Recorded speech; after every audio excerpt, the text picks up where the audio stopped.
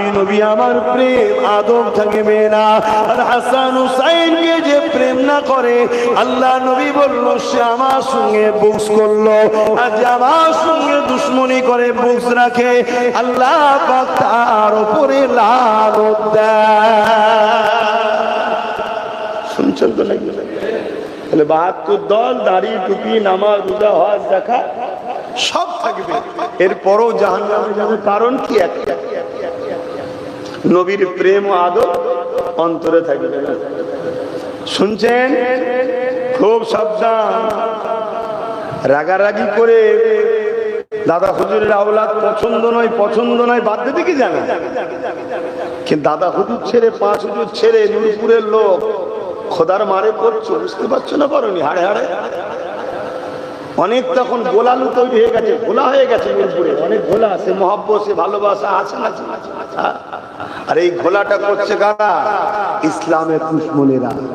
এই যে একচেটিয়া এক ডাকে সব এক জায়গায় হয়, এই মুসলমানদের এই একতাটাকে হতে দেওয়া যাবে না। এর জন্য নানা রকম চক্রান্ত করে আমাদের মধ্যে নতুন নতুন ফেরকা দল জামাত সব ঢুকিয়ে দেওয়া হচ্ছে। আর আমরা ভাবছি খুব ভালো লাগে। আরে তোর ভালো লাগে না আব্বাস সিদ্দিকীকে বাদ দে না। হতে পারে আমি মানুষ সবার কাছে সমান হতে পারি নাকি? এই একটা মানুষ সবার কাছে কি প্রিয় হতে পারে? আমি খারাপ যদি কারণ যদি বাদ দে না, কিন্তু তুমি আমার বিরোধী করতে গিয়ে, আমাকে বাদ দিতে গিয়ে দাদা হুজুরের থেকে দূরে গিয়ে আহলে সুন্নাত ওয়াল জামাতের আকীদা ছেড়ে দিয়ে জাহান্নামের এই 72 ফেরকা হচ্ছে না? এটা মাথায় রাখা দরকার আছে না? তুমি যাদের সঙ্গে দল করছো তোমাদের আকাবেররা ইমামে হোসাইন হুজুরের কে সমালোচনা করে না? আসামির কাঠগড়ায় তোলে না তো? কেন অনেকে বলে হোসাইনের কি দরকার ছিল কারবালায় যাওয়া? অনেকে বলে।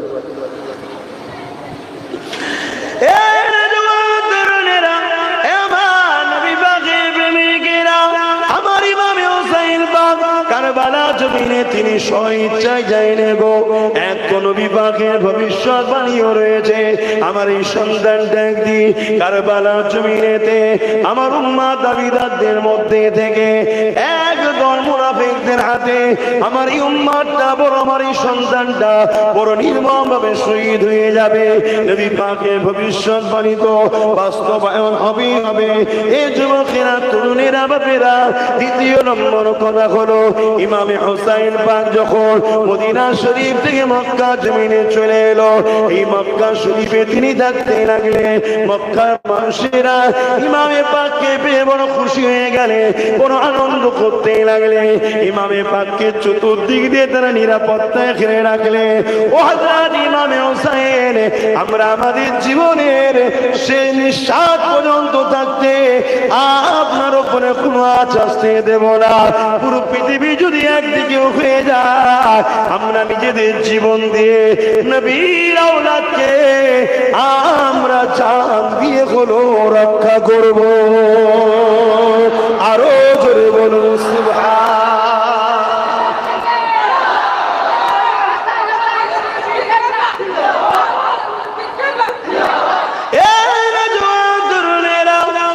ইমামে পাক মক্কা জমিনে রয়েছে, কুফা থেকে চিঠি এসে যায়, ও হযরত ইমামে হোসাইন এই যে জোর করে বায়াত গ্রহণ করাচ্ছে। আমরা কুফার মানুষেরা এজিদের হাতে বায়াত নিতে চাইছি না, কারণ এজিদ হলো চরিত্রহীন, এজিদ হলো জালিম, এজিদ হলো অত্যাচারী, এজিদ হলো বদমাইশ, এজিদ হলো লুটেরা, এজিদ রাসূলুল্লাহ দ্বীনের দুশমন। এজিদের হাতে আমরা বায়াত হতে চাইছি না। এজিদকে আমরা রাষ্ট্রপ্রধান বলে মানতে চাইছি না। এজিদের রাজত্ব আমরা মেনে নিতে চাইছি না। এজিদের শাসককে আমরা তারা অ্যাকসেপ্ট করতে চাইছি না। এই মেসেজ যখন ইমামে হোসাইন পাকের কাছে চলে আসলো, ইমামে হোসাইন পাক সাহাবা হুজুরদেরকে দেখাতে লাগলে, এ মক্কা সাহাবারা, মক্কার মানুষেরা দেখেন, কুফার মানুষেরা আমি ইমামে হোসাইনকে তারা ডাকছে, তারা আমার কাছে বায়াত হবে, তারা এমন করে জিদকে মানতে চায় না। আজকে নূরপুরের লোক দাওয়াত দিয়েছে, আসেন দিন শিখাবেন, হক কথা বলবেন, ইসলামের কথা বলবেন। আমি যদি বলি যাবো না তোদের এলাকায়, কাল তো আপনারা বলতে পারেন যে আমরা দিন শিখবো বলে ডেকেছিলাম, আল্লাহ আসেন ঘরে, কে? তাহলে সত্যের মেসেজ তো দিতে হবে নাকি? তো ইমাম পাক যখন এ কথা বললেন, সাহাবারা বললেন না ভাই হোসাইন আপনাকে যেতে দেব না। কেন? কুফার মানুষেরা আপনার আব্বা হযরতে মাওলা আলীর সঙ্গে মুনাফিকি করেছে। হযরতে মাওলা আলীকে শহীদ করেছে কারা গো? বলেন বলেন বলেন। ফজর বেলা হুজুরের পিছনে নামাজ পড়েছে। কুফার মসজিদ দামেস্কে পুরো মেন মসজিদ। যুবক ছেলেরা যদি চাও যাও, যে দেখে আসো। ইরাকে রয়েছে এখন, যাতায়াতের ভিসা টিসা দিচ্ছে, যাও ঘুরে আসে। সুযোগে কবে আবার বন্ধ হয়ে যাবে পুরো ঠিক নেই। সামনে বছরে আমি যাওয়ার নিয়ত করছি ইরাকে। যদি কেউ আমার সঙ্গে যেতে চাও, নিয়ত যদি করো যোগাযোগ করবে। আমি গিয়েছিলাম একবার, আবার একবার যাবো। কারণ ও প্রচুর, সবচেয়ে বড় কথা মাওলা আলী হুজুরের মাজার আছে, নবীদের মাজার আছে, ইমাম হুসাইন হুজুরের মাজার মুবারক আছে। তা আমরা ভালোবাসি, আমাদের তো যাওয়া দরকার জিয়ারতে। যদি ছেলেরা যাও যোগাযোগ করবে। তো কুফার জামে মসজিদে হুজুর নামাজ পড়াচ্ছে, হুজুরের সাথে নামাজ পড়তে এসেছে, এসে হুজুরকে শহীদ করেছে। আর বলো বলো, মুসলমান তো কিন্তু মুনাফিক। তা আজ মুনাফিক আছে। হযরত আলীকে যদি শহীদ করতে পারে, আমাদের মসজিদ, মাদ্রাসা, কবরস্থান, ঈদগাহকে মুসলমান শেষ করবেন। মাথায় কথাগুলো নেবেন, পয়েন্টগুলো। আর আমার মতো ছোটখাটো নবীর গোলাম, আহলে রাসূলদের গোলাম, দাদা হুজুরে আওলাদ আমাকে গাল দেবে না? হতে পারে? বাপেরা, নওজোয়ান তরুণেরা, হযরত ইমাম হুসাইন পাকে সাহাবারা বলতে লাগলেন, ওই কুফা মানুষদের উপর বিশ্বাস করা যায় না। তারা আপনার আব্বাজান হযরত আলীর সঙ্গে তারা ধোঁকা দিয়েছে।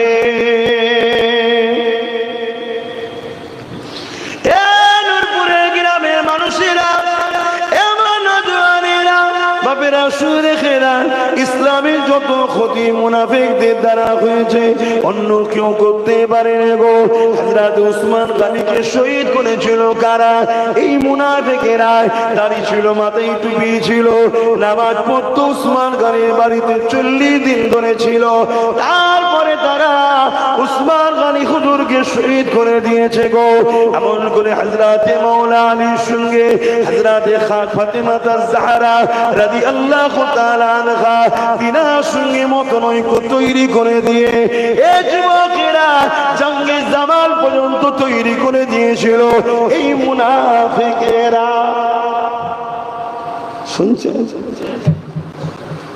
একদিকে শাশুড়ি আম্মা রাসূলুল্লাহ রাহালিয়া, আর একদিকে মাওলা আলী, মুনাফিকরা লড়াই, জং, যুদ্ধ বন্ধ করিয়ে দিয়েছে এই মুনাফিকরা। আজকে সেই মুনাফিক আছে না? না, আমাদের একটু হুঁশ করে পা ফেলতে হবে না? হ্যাঁ, আমাদের হয়তো মুনাফিক গ্রাস করে ফেলেছে। হযরত ইমামে হুসাইন হুজুরকে বললেন, আপনাকে পাঠানো হবে না। সাহাবা ভাইদের কথা শুনে রয়ে গেলেন। আবার চিঠি এলেন, চিঠির পর চিঠি, চিঠির পর চিঠি আসতেইছে। লাস্টে একটা চিঠি এসেছে, যে চিঠিতে প্রচুর মানুষ কুফাবাসী সই করেছে যে হযরত ইমামে হুসাইন পাক আপনি আসুন, আমরা আপনার হাতে বায়াত হব। আমরা কুফার মানুষ অপেক্ষায় আছি, আমরা আপনার নানা দিনের উপরে মানি, আমরা তার উপরে থাকি। আমরা এই বেঈমান, এই মুনাফিক, এই ইজিদের হাতে বায়াত হতে চাই। হযরত ইমাম হুসাইন পাকে চিঠিটা পাওয়ার সাথে সাথে সাহাবা হুজুরকে দেখাতে লাগলেন এবং বলতে লাগলেন, ও নবী, সাহাবা ভাইরা, আর আমি হুসাইন থাকবো না। দেখো দেখো কত হাজার হাজার মানুষ সই করে দিয়েছে, আমাকে যেতে হবে। এবং শেষে একটা লাইন লিখে দিয়েছে, ও হযরত ইমামে হুসাইন, যদি আপনি না আসেন কিয়ামতের দিনে দয়ার নবীকে আমরা জানাবো, ইয়া রাসূলুল্লাহ হাবিবাল্লাহ, আপনার নামাজের কাছ থেকে আমরা দিন নিতে চেয়েছিলাম, আপনার নামাজকে আমরা রাষ্ট্রে প্রধান মানতে চেয়েছিলাম, তিনার হাতে বায়াত দিতে চেয়েছিলাম, এজিদের শাসনকে আমরা মানতে চাই না, কিন্তু আপনার নামাজ আসে না। এই ইমামে হুসাইন কিয়ামতের দিনে রাসূলুল্লাহর কাছে অবজেকশনটা দেব। আল্লাহ নবীর নামাজ হযরত ইমামে হুসাইন বলতে লাগলে, আর কেউ আমাকে রুকবেন না, আমি যাব কুফার জমিনে। সাহাবা হুজুররা তখন বলতে লাগলে, ও ভাই হযরত ইমামে হুসাইন, আপনার যখন এতই যাবার আগ্রহ হয়েছে, তার একটা কাজ করো, আগে আপনার পক্ষ থেকে কাউকে একটা প্রতিনিধি পাঠান, যে আগে কুফার জমিনে চলে যা, কুফার মহলগুলো দেখো, দেখে দিয়ে তিনি চিঠি করলে তারপরে যাবে। এই জন্য হযরতে ইমামে মুসলিম হুজুরকে, হুসাইন হুজুরেরই ভাই হয়, হযরতে মুসলিম হুজুরকে পাঠিয়ে দিলে। এ নওজওয়ানেরা, ইমামে মুসলিম হুজুর চলে গেলে, সঙ্গে দুটো বাচ্চা ছিল, মুহাম্মদ আর ইব্রাহিম, নিজের বাচ্চা দুটোকে নিয়ে চলে গেলে। যাবার পর কুফার মানুষেরা ইমামে মুসলিম হুজুরকে পেয়ে বড় আনন্দ প্রকাশ করলো, বড় ইস্তেকবাল করলো, বড় স্লোগান দিল। এবং ইমামে মুসলিম হুজুরের হাতে একজন দুজন নয়, 40,000 উপরে মানুষ বায়াত অ্যাকসেপ্ট করে নিলে।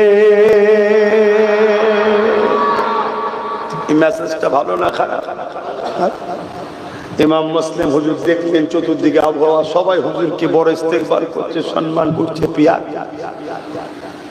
ভাই, আমরা ইতিহাস পড়েছি এবং মায়ের কোল থেকে ছোটবেলা থেকে ইতিহাস শুনেছি, শুনে আমরা বাইরে বেরোই, পড়ে বাইরে বেরোই, মানুষ জানি আজও আমার কওমের মধ্যে প্রচুর গাদ্দার আছে। এরপরও কিন্তু আমরা হকের পক্ষে কথা বলি, এরপরও আমরা মানুষকে বিশ্বাস রেখে তার সাথে মিশি। শুনছেন তো নাকি? আর এরপরও আমরা জানি হাতের 5টা আঙুল সমান নয়, কিছু লোক গাদ্দারি করে। আমরা সবকিছুকে নিয়েই আমরা চলি। কেন? আমার ইমাম পাকের সঙ্গে যদি ধোঁকা হতে পারে, আমি তো কোথাকারের খেয়ে, আমার সঙ্গে হবে না, হতে পারে। তারপরেও কিন্তু আমাদেরকে হক কথা বলতে হবে, হক পথে চলতে হবে। কেন? আমাদের পরীক্ষা এটা দুনিয়া, সম্পূর্ণটা পরীক্ষা। কি ফায়সালা ওটা আল্লাহর পক্ষ থেকে হবে। আমাদের ইরাদা থাকবে আমি হকের পক্ষে থাকবো। নওজোয়ান তরুণেরা, এ নবী পাকের প্রেমিকেরা, ইমামে মুসলিম হুজুর আবহাওয়া ভালো দেখে হুজুর আমার চিঠি লিখে দিলেন, সালাম দিয়ে বলতে লাগলেন, ও হযরত ইমামে হুসাইন, কুফার মানুষেরা আপনার বড় অপেক্ষায় রয়েছে, আপনি কুফার মানুষের জন্য রওনা দেন। এ যুবকেরা, ইমামে মুসলিম হুজুর চিঠি ছেড়ে দিল। যে চিঠিটা ছেড়ে দিয়েছে, সঙ্গে সঙ্গে জিদ কুফার যে গভর্নর ছিল তাকে চেঞ্জ করে দিয়ে একটা বড় জালিম অত্যাচারী খুনি মারওয়ানকে বসিয়ে দিল। যে বড় অত্যাচারী, বড় জালিম, বড় খুনি। কেন? আগে যে ছিল গভর্নর, সেই ইমাম মুসলিম হুজুরকে ঠিক রুখতে পারছে না, কন্ট্রোল করতে পারছে না। এজন্য কি করলো? বড় করে আরো বড় বদমাইশ, আরো বড় জালিম, আরো বড় গুন্ডা, আরো বড় খুনি তাকে বসিয়ে দিল, মারওয়ানকে। আজ যদি আমরা সমাজে দেখি, খারাপ যদি না একটু আলোচনা করতে পারি তো নাকি? আপনারা আমাকে ভালোবাসেন তো নাকি? মুরব্বীরা সন্তানের মতো, ভাইয়েরা ভাইয়ের মতো ভালোবাসেন তো নাকি? একটু হাত তুলে দেখান। আলহামদুলিল্লাহ। বাস্তবের সঙ্গে মিলাতে হবে তো নাকি? আজ আমরাও সমাজে দেখছি কি দেখি, আজকে ছোট ছোট এজিদগুলো, আজকে ছোট ছোট এজিদগুলো সেই নবী খানদানকে কোনোভাবে রুখতে পারছে না, একটার পর একটা গুন্ডাকে চেঞ্জ করছে, একটার পর একটা গুন্ডাকে চেঞ্জ করছে।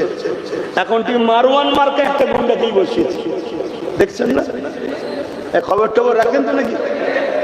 ওইদিকে এজিদদেরই লড়ের লোক, সব এক ক্যাটাগরি, তাদেরকে রুকার জন্য চেষ্টা করছে না, সেই নবী খানদানটাকে রুকার জন্য দেখুন কত চেষ্টা করছে। কেন? একটাই লক্ষ্য, হোসাইনি না আগে যায়। এজিদ যেমনও বাহ্যিক এদের মধ্যে ঠুকুর মুকুর থাকলো, রসুলের বাইরেটা দেখবেন, ওপরটা দেখবেন ছোট বড় থাকে, ঠুকুর মুকুর থাকে, কিন্তু পিছনটা দেখবেন সব রসুলের কুয়া কিন্তু এক জায়গায়। দেখেছেন আব্বা? এদের বাইরে ঠুকুর মুকুর থাকলো, এদের পিছন সব এক জায়গাতে বাঁধা, এক জায়গায়। এদের সব লক্ষ্য একটাই, ইসলামকে মিটিয়ে দাও। কেন? ওই যে বললাম, ইসলাম থাকলে ইনসাফ, ইনসানিয়াত, নাই সত্য, মানবতা। আরে নামাজ, রোজা, দাড়ি, টুপি, হজ, যাকাত এগুলো তো ব্যক্তি জীবনে। আপনি নামাজ পড়েছেন, সমাজের কি লাভ? আমি নামাজ পড়ে এসেছি ঈশার, আপনাদের কি লাভ হলো ভাই? আমি রোজা রাখলে আপনাদের কি লাভ হয়? আমার মুখে দাড়ি, মাথায় টুপি, আপনাদের কি লাভ হচ্ছে? বলুন বলুন বলুন বলুন। কিন্তু যদি ন্যায় বিচার প্রতিষ্ঠিত করা যায়, এ সমাজের সমস্ত মানুষ লাভবান হবে না? হবে না? যদি ইনসাফ থাকে, ন্যায় থাকে, জাস্টিস থাকে, এই সমাজের বেটিরা নিরাপদে থাকবে, রেপ হবে না, দুর্নীতি হবে না। ঘুষ যদি বন্ধ হয়, তাহলে সবাই যার যেটা পাওনা সে সেটা পাবে, অনুপযুক্ত চাকরি পাবে, আর উপযুক্ত বাইরে বাদাম বিক্রি করবে। এটা হবে না যদি ঘুষ বন্ধ হয়। ঘুষকে মিটাবার নাম হলো ইসলাম। জোরে বলুন সুবহানাল্লাহ। এই দিলে ঘুষ বন্ধ হয়ে যাবে তো নাকি? সব হুজুর মিলে যদি ফু দেয়, তাহলে যে হুজুর, যে পীরজাদা, যে পীর, যে আলেম, যে ধর্মগুরু, যে মুফতি মৌলানা ঘুষ বন্ধ করার চিন্তা রাখে না, সেই ইসলামের কি খেদমত করছে? আরে তুমি তো চেষ্টা করো কমসে কম। যদি বলেন চেষ্টা করছি তো, ঘুষ করে সাথে সাথ দিয়ে চেষ্টা করা যায়? কি আমার কথা খারাপ যায় না? এই যে 26,000 চাকরিজীবী মানুষগুলো আজকে বিপদের মধ্যে পড়েছে তো নাকি? এই 26,000 লোকের থেকে কম বেশি ঘুষ খেয়েছে না খায়নি? ওপর থেকে নিচে পর্যন্ত কেউ খেতে বাকি আছে? যদি ওপরেরটা না খেত তো একদিন তো ফাইসাল্লা করে দিত যে মরিস মরগে যা, আমি তো খাইনি। কিন্তু না, ওটাটা বেশি খেয়েছে, ওই জন্য দেখেছেন কেউ কিছু করতে পারছে। ওপর থেকে নিচে পর্যন্ত সব চোর, ঘুষখোর।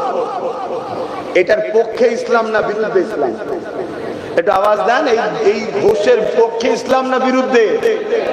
আর আমরা মুসলিম দাবিদার, আমরা কোন দিকে? আমরা ঘুষখোরের পক্ষে তো নাকি? হবে না বুঝে সুঝে চলে, কেননা দুনিয়া দুদিনের, আজ আছেন কাল নাই।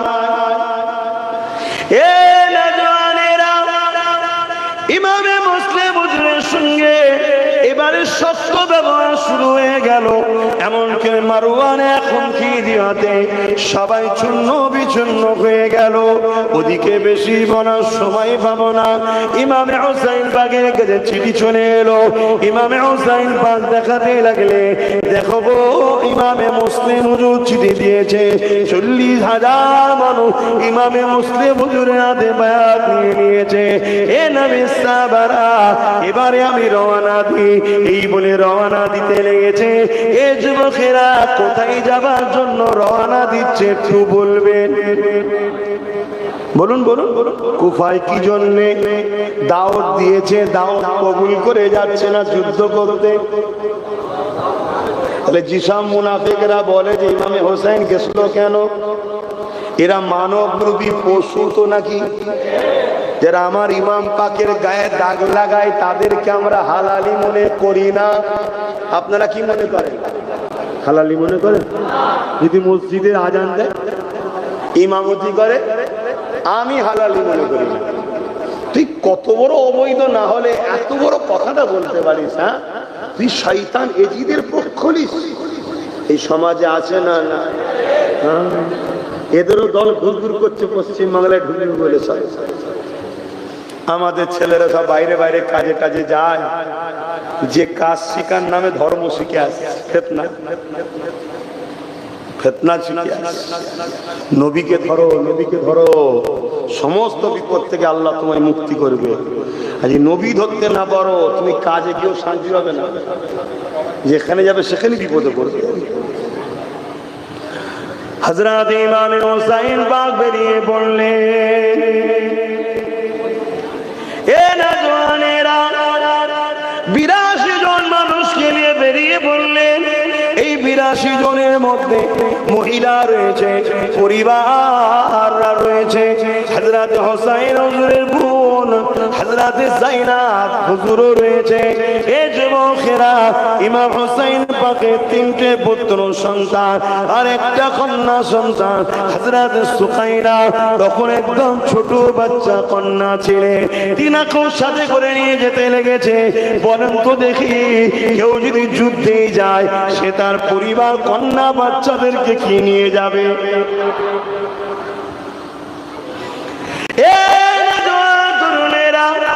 এইভাবে যখন রওনা দিলেন, যেতে যেতে যেতে এদিকে খবর হয়ে গেল আমল করে ইমাম হুসাইন কুফা থেকে রওনা দিয়ে দিয়েছে। এই খবরটা পাওয়ার পরে এজিদ 1000 বাহিনী একটা টিম বানিয়ে দিল। ওই দলের নেতৃত্ব দিয়েছিল হুর বিন এজিদ নামে একটা ব্যক্তি, তিনি ওই দলের নেতৃত্ব দিতেছিলেন। এই 1000 টিমকে নিয়ে ইমাম হুসাইন বা হুজুরকে রাস্তায় আটকে দিল। এই রাস্তায় আটকে দিয়েছে, আপনাকে কুফার জমিনে যেতে দেওয়া হবে না, আপনাকে এমন করে বায়াতের জন্য এজিদের কাছে যেতে হবে। ইমামে হুসাইন পাক, এ যুবকেরা, তরুণেরা, বাপেরা 3 দিন ধরে এজিদ বাহিনী ইমামে হুসাইন পাকের রাস্তাকে আটকাচ্ছে, পাচ্ছে না। কখনো এদিকে চলে যায়, কখনো ওদিকে চলে যায়। এই রকম দিন যেতে যেতে প্রথমে 1000 কাফেলা এলো, তারপরে 4000, তারপরে 5000। এইভাবে যখন 9 মুহররম এসে যায়, ইমামে হুসাইন পাককে রুকার জন্য 22000 সৈন্য চলে এসেছে। ভেবে দেখেন, এক হুসাইনকে রুকার জন্য 22000 লোক এজিদ পাঠিয়েছে। বললেন না সুবহানাল্লাহ? এখানে পাওয়ারটা কার হচ্ছে? আমার ইমাম পাকে।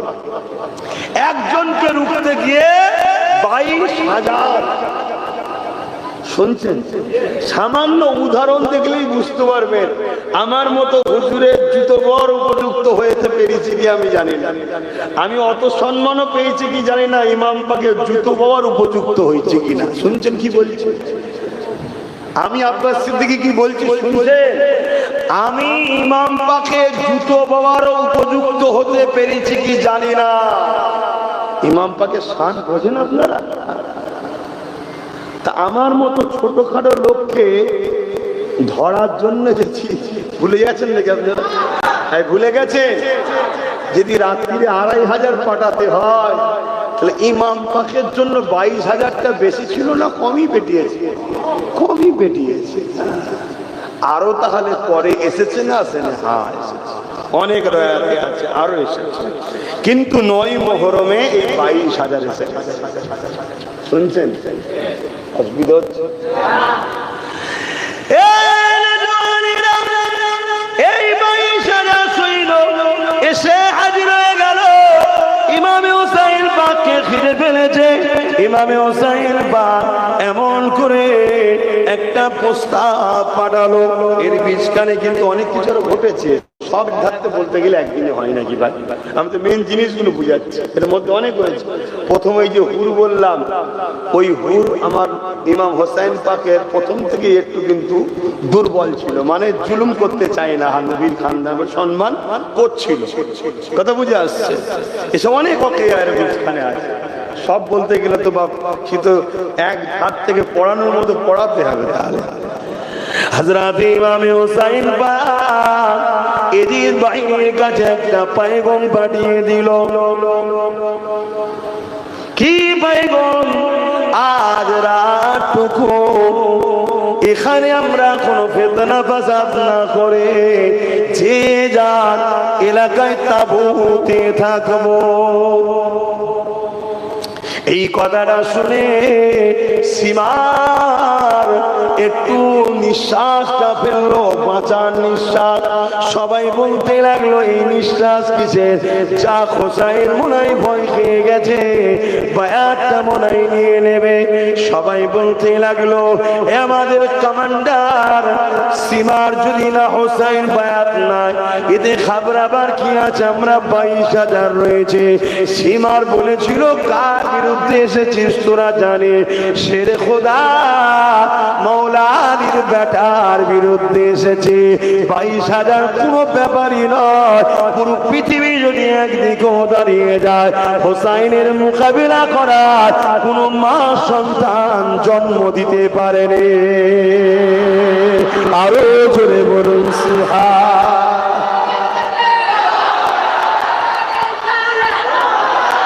সকলে বলুন ইয়া হোসেন, হাত তুলে বলুন ইয়া হোসেন, ইয়া হাসান, ইয়া হোসেন, ইয়া হাসান। আমরা কারা? বলুন হুসাইনি। আমরা কারা? আমরা কারা? আমরা কারা? এবারে বলবো এজিদি, আপনারা বলবেন মুর্দাবাদ। এজিদি, এজিদি, এজিদি।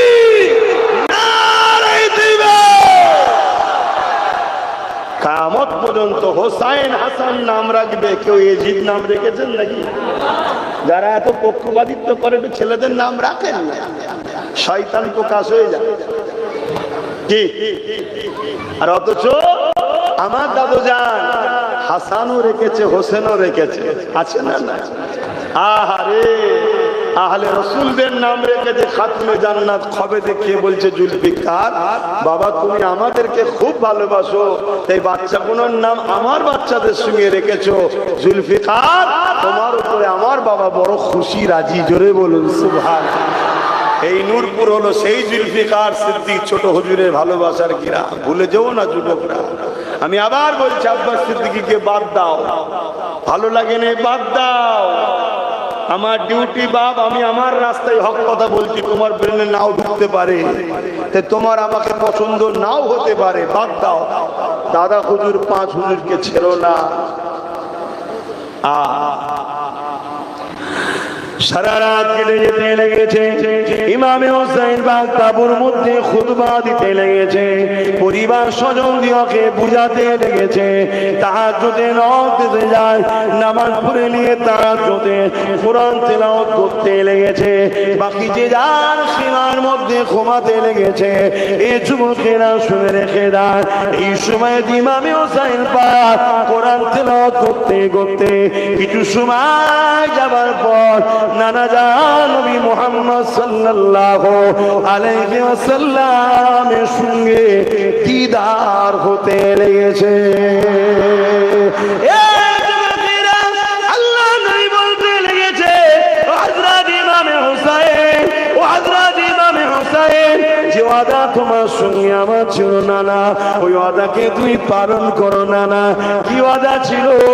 রাসূলুল্লাহ জানে, ইমাম হোসেন জানে, আল্লাহ ভালো জানে। তবে আমি আপনাদের কাছে সংক্ষেপে এতটুকু বলতে পারি, আল্লাহু আলাম, আল্লাহ ভালো জানে।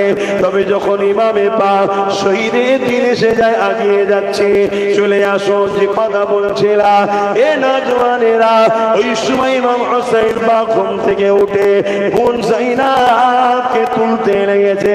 হযরত জাইনাব দেখতে লেগেছে, ভাই বোন আনন্দ খুশিতে রয়েছে। কি ব্যাপার?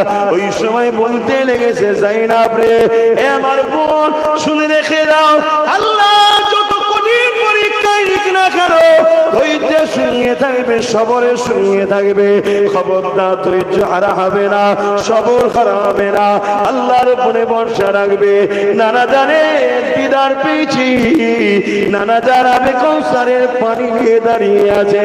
বলতে লেগেছে, নানা ওয়াদা পূরণ করো, চলে আসো, কৌসার পান করাবো।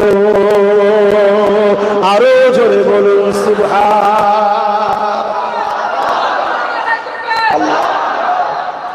এর পিছনে বহুত বড় রহস্য আছে ভাই। সমাজে রহস্য উদ্ঘাটন করতে গেলে উদ্ঘাটন করা যায়, আবার সব কাঠি দিবার বক্তার তো অভাব নেই না। কেন একটা সময় পড়ার আগে তা আমিও আম ছিলাম নাকি, শিক্ষার আগে এখনো আম মানুষ, সেটা বলছি, কিন্তু শিখতে তো হবে, জানতে তো হবে। শহীদ একটা বড় নিয়ামত, তাই তো নাকি? আমি সংক্ষেপে শুধু এতটুকু টাচ দেবো, ধরে লিখতে হবে। শহীদ একটা নিয়ামত তো নাকি? এই সব কপালে জোটে? এটা বড় কপাল যাবে, তাই না? আল্লাহ যাদেরকে খুব বড় কপাল দেয় তাদেরকে এই মাকামটা আল্লাহ গিফট করে, শহীদ। জোরে বলুন সুবহানাল্লাহ। যেমন হযরতে আলী, হযরতে খালিদ বিন আলী রাদিয়াল্লাহু তাআলা, তিনি 120 বা 25টা লড়াই করেছেন। প্রত্যেকটা লড়াইয়ে তিনি দোয়া চাইতেন, আল্লাহ আমি যেন শহীদ হই। হয়নি। কথা বুঝে আসছে?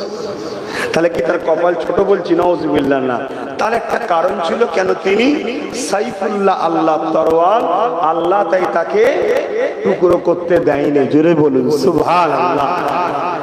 তো শহীদ একটা কিন্তু লড়াই হলেই যে হবে এমন ব্যাপার নয়, বড় কপালের ব্যাপার। এবং আল্লাহ হোসাইন পাককে সব থেকে বড় শহীদ দিয়েছে। আচ্ছা ভেবে দেখুন তো, নবীর চাচাজান হুজুররাও, হযরত হামজা হুজুর শহীদ হয়েছে, যার কলিজাকে চিবানো হয়েছে। ভাই অতটা আলোচনা হয়? হামজা হুজুরের অতটা আলোচনা হয়? আর আলোচনা হলো হোসাইন হুজুরের আলোচনা যেভাবে হয় ওইভাবে হয় কি? আর না, হোসাইন হুজুরের আলোচনা হলে যে আমরা দুঃখ কষ্টটা পাই ওটা কি পাই না? আমি তেনাকেও সম্মান করছি, বাস্তবটা বুঝাচ্ছি। কেন? মন দিয়ে এবারে শোনেন পয়েন্টটা। যে জিনিসটা আমার নবীর মধ্যে নাই ওটা নিয়ামতই নয়। যে জিনিসটা আমার নবীর মধ্যে নাই ওটা নিয়ামত নয়। যদি নবীর মধ্যে শহীদ না থাকে তাহলে শহীদরা এই দিক দিয়ে তো নবীর থেকে বড় হয়ে যাবে, ঠিক না বেটি? কিন্তু নবী কি শহীদ হয়েছে?